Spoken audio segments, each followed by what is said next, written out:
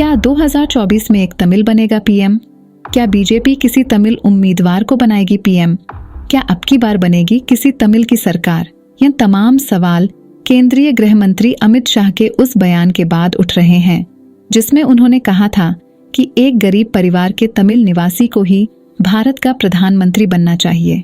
दरअसल आज से 3 महीने पहले केंद्रीय गृह मंत्री अमित शाह चेन्नई के दौरे पर पहुंचे थे। सूत्रों के मुताबिक इस दौरान बीजेपी के पदाधिकारियों की बंद कमरे में हुई बैठक में अमित शाह ने कहा था कि तमिलनाडु के वरिष्ठ कांग्रेस नेताओं जैसे कि कामराज और जी के मूपनार में प्रधानमंत्री बनने की क्षमता थी, लेकिन करुणानिधि ने उनकी संभावनाओं को विफल कर दिया। इनके प्रधानमंत्री न बन पाने के लिए डीएमके जिम्मेदार है। मगर अब वक्त आ गया है किसी गरीब परिवार के तमिल को भारत का प्रधानमंत्री बनाने का। अमित शाह के इस बयान ने दक्षिण भारत की सियासत को काफी हैरान कर दिया था, जिसके बाद सवाल उठने लगे थे कि आखिर बीजेपी के मन में क्या है। क्या बीजेपी वाकई किसी तमिलियन को पीएम बनाएगी? अगर हाँ, तो बीजेपी किस पर लगाएगी दांव? कहीं वो तमिलनाडु के पार्टी अध्यक्ष के अन्नामलाई तो नहीं है? ये तमाम सवाल जब के अन्नामलाई तक पहुंचे तो वो जनता के सामने आए और ताल ठोक कर कहा कि 2024 में एक तमिल ही देश का प्रधानमंत्री बनेगा। नरेंद्र मोदी के नेतृत्व में ही पार्टी की जीत होगी और इसमें तमिलनाडु का बड़ा हाथ होगा। कि अन्नामलाई ने पीएम नरेंद्र मोदी की तारीफ करते हुए कहा कि पिछले साढ़े 9 सालों में हमारी संस्कृति का प्रतिनिधित्व जितना प्रधानमंत्री नरेंद्र मोदी ने किया है उतना किसी नेता ने नहीं किया। आज तक किसी नेता ने तमिल भाषा और संस्कृति में इतनी दिलचस्पी नहीं ली जितनी पीएम मोदी ने ली है। इसलिए पीएम मोदी ही एक सच्चे तमिलियन है जिन्होंने तमिल संस्कृति की सुंदरता को पुनर्जीवित किया है। अब आप सोच रहे होंगे कि के अन्नामलाई ने यहाँ प्रधानमंत्री नरेंद्र मोदी को तमिलियन क्यों कहा। दरअसल नरेंद्र मोदी जब से प्रधानमंत्री बने हैं तभी से ही तमिल संस्कृति का प्रचार प्रसार करने में जुटे हैं। उन्होंने कई मौकों पर तमिल भाषा और संस्कृति का बखान किया है। इसका उदाहरण हमें हाल में देखने को मिला था जब नई भारतीय संसद में पीएम मोदी ने थिरुवधुथुराई अधिनियम से लाई गई हिंदू सभ्यता की निशानी सेंगोल को स्वयं नए संसद भवन में स्थापित किया था। ऐसा करके पीएम मोदी ने तमिल संस्कृति के प्रति अपना आदर पेश किया था। इससे पहले भी ऐसे कई मौके आए जब पीएम मोदी ने ऐसा कुछ करके तमिल वासियों और दक्षिण भारतीयों का दिल जीत लिया हो। बात 2018 की, जब पीएम मोदी ने स्वतंत्रता दिवस के मौके पर लाल किले से दिए अपने भाषण में तमिलनाडु के सपूत और महान कवि सुब्रमण्यम भारती की एक महान कविता सुनाई थी।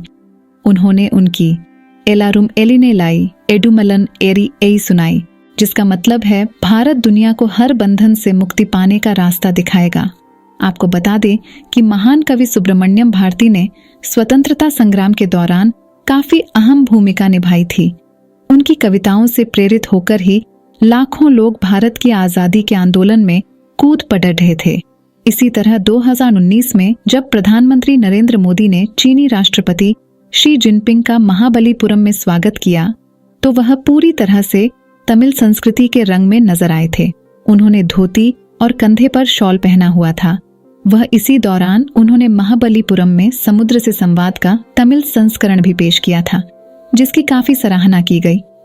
उसके बाद 31 अक्टूबर 2020 को प्रधानमंत्री नरेंद्र मोदी ने सरदार वल्लभ भाई पटेल की जयंती के मौके पर देश को संबोधित करते हुए तमिल कवि की एक लंबी चौड़ी कविता पढ़ी थी और तमिल जनता का दिल जीत लिया था। आपको बता दें कि 31 अक्टूबर को एकता दिवस के रूप में मनाया जाता है।